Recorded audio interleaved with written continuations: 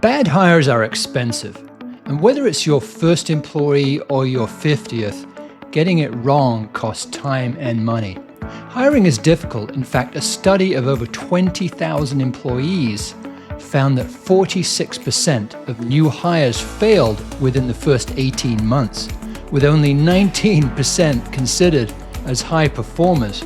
It's no wonder businesses struggle with hiring.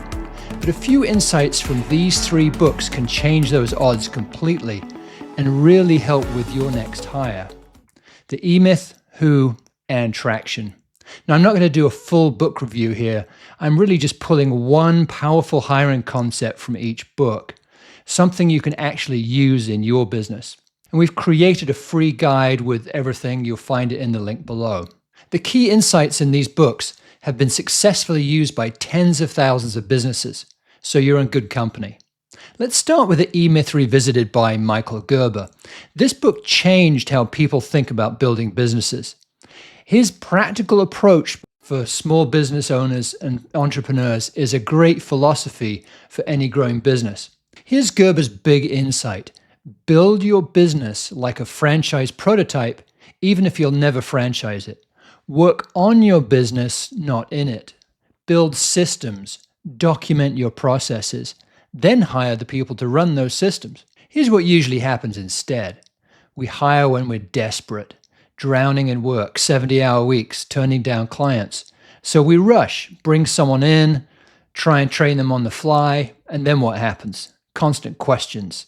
They make different decisions every time. They can't work independently. Why? No systems. Gerber's solution is simple. Document everything critical to running your business. Build those systems first. Work on creating the business, not just doing the work. Every role, every task, write down the key steps. It doesn't have to be fancy, but bullet points works just fine. That's your system. Now you can go hire someone to actually run it. I use this and it works really well. It's especially good for growing teams quickly and for remote workers. It helps keep everyone on track. Here's what most people miss. The documentation is the training. When a new hire asks, how do I do this? You give them the document. They follow it, they succeed, you're free. So read the E-Myth if you're doing everything yourself and you feel trapped, or if you can't take time off without everything falling apart. If you don't know what to delegate because it all feels important. Document first, then hire. Okay, on to book 2, Who, the A Method for Hiring by Jeff Smart and Randy Street. Now, these guys spent over 1,300 hours interviewing business billionaires, CEOs, managers, investors, basically anyone who knows hiring. They developed what they call their A method for identifying and hiring A players. They quote The Economist saying, finding the right people is the single biggest problem in business today. I believe it. Their A method has 4 steps. Today, we're just going to focus on one, which is the scorecard. So what's a scorecard?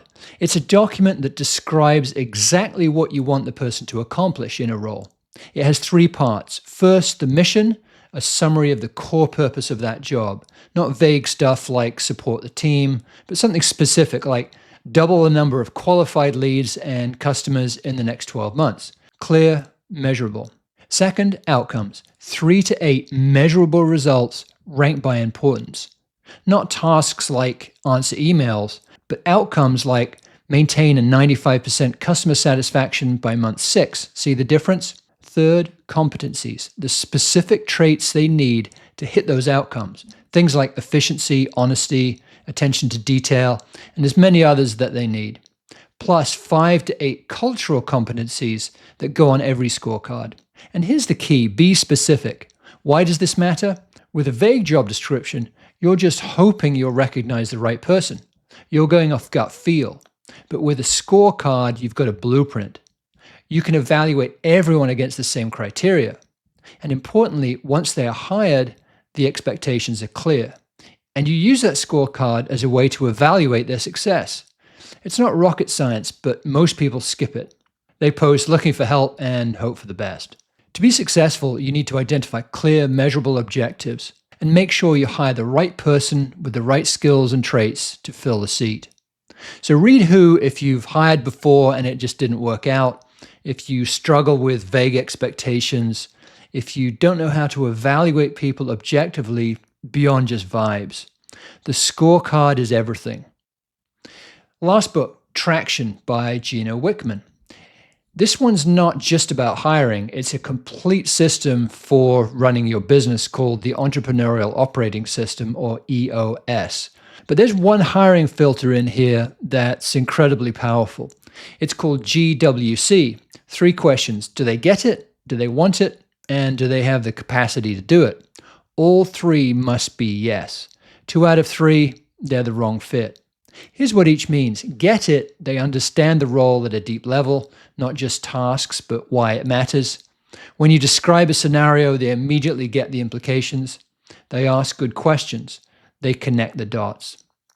Want it means they actually desire this specific work, not just a paycheck, but this job. Their energy goes up when you talk about the day-to-day. They can tell you why this appeals to them.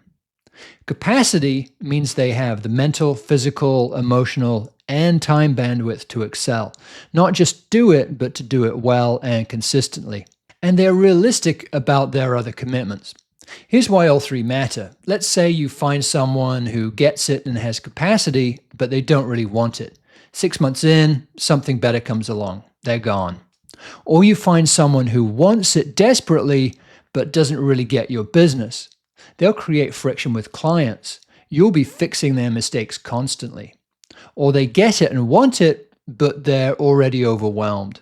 3 side hustles, family obligations, burning the candle at both ends. They don't have capacity. They'll burn out or underperform. All 3 must be yes. And here's how you assess it in the interview. Just ask directly, walk me through how you'd handle this situation. Listen for whether they get it. Why does this role appeal to you? Watch their energy. Tell me about your typical week. See if they have room for this.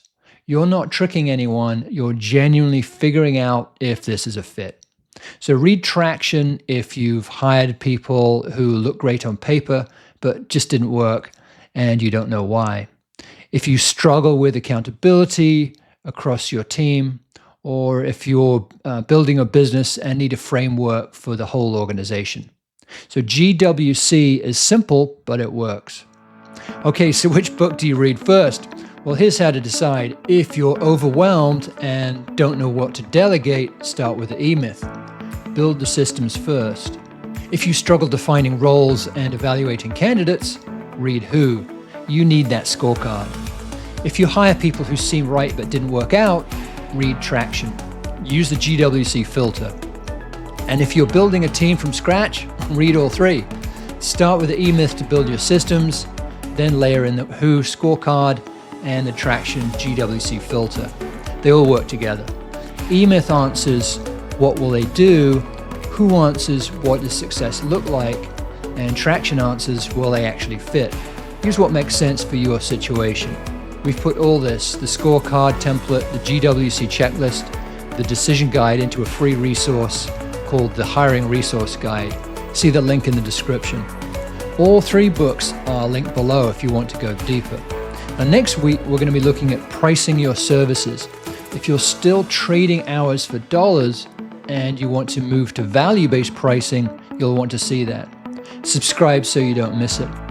And drop a comment. Which of these 3 ideas look good for your business?